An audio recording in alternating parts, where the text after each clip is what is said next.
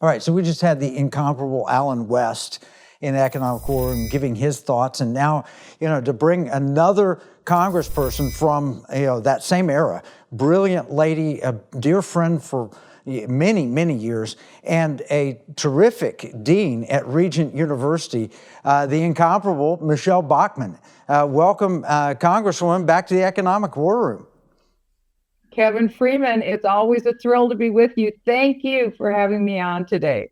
All right, so you were studying the election all night. You were on Victory TV talking about it. What are your thoughts coming out? I tweeted this earlier. Kamala Harris promised to bring back joy to American politics, and I got to hand it to her. She kept her promise. I'm joyful. How about you? I am too. I think most of America is joyful right now. We've been waiting for this for 4 long years. It was a very different response on election night in 2020. It was inexplicable. And if people recall, we were all to go home and shut up. We were told, go home, shut up, don't say anything after 2020. We weren't supposed to recognize the obvious elephant in the room because, as everyone knows now, 16 million or more votes less were received by Kamala Harris than Joe Biden. So we don't really know what the true count was. And that's one reason why people are saying it is impossible, the results that came out in 2020. I'm not here to relitigate 2020. We've been trying to do that. But I think the fact remains, we did learn lessons from 2020. The RNC learned lessons from 2020. And thank God, we saw the evidence of a spine last night, and we have to do more. I think what we've learned is that we've got to build up all 50 state Republican parties. They've got to learn how to aggressively fight back on election integrity, because we saw a miracle last night, no two ways about it. Early on in the election cycle, I truly believe that this was not going to be won in the natural, it'd be run in the supernatural, and I believe it was a miracle that took place last night, but it was by the aggressive nature of trying to stop cheating, because everything was very slow coming in.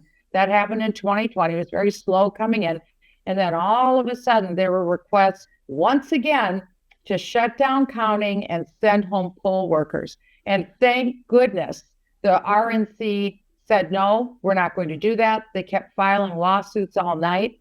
And ultimately, the results prevailed that we see now. But we shouldn't have to fight that hard. So I hope with President Trump, a Republican Senate, and hopefully a secure Republican House, we'll be able to reform elections going forward. And the federal mandate, I know the Constitution guarantees that the states set up election laws, but the federal government could mandate contours, guide rails that states have to put into place, such as identification, citizenship requirement, and paper ballots, and that elections are held on one day. So we could contest all of that, but we've got to get very aggressive about election integrity. Why?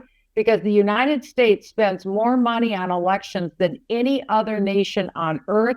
We have the most despicable, dysfunctional elections.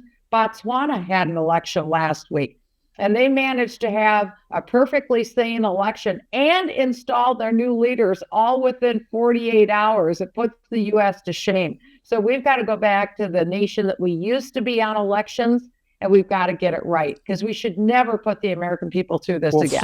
Florida is a perfect example. I mean, Florida, they had their counting done. We know exactly what happened very soon, very early in the night. Florida was the worst mess in the 2000 election, and it was the best outcome of, I mean, they're the third largest state in America, and they had their counting done. I personally think we underwent a failed color revolution, and we've been given one chance and one chance only, and we've got to get it right now, or we will suffer attacks on our liberty, security, values. A color revolution ushering in Marxism with open borders, with inflation, with our money system change. I think we just like President Trump, we narrowly escaped a bullet. It nicked our ear, but we're standing to fight, fight, fight.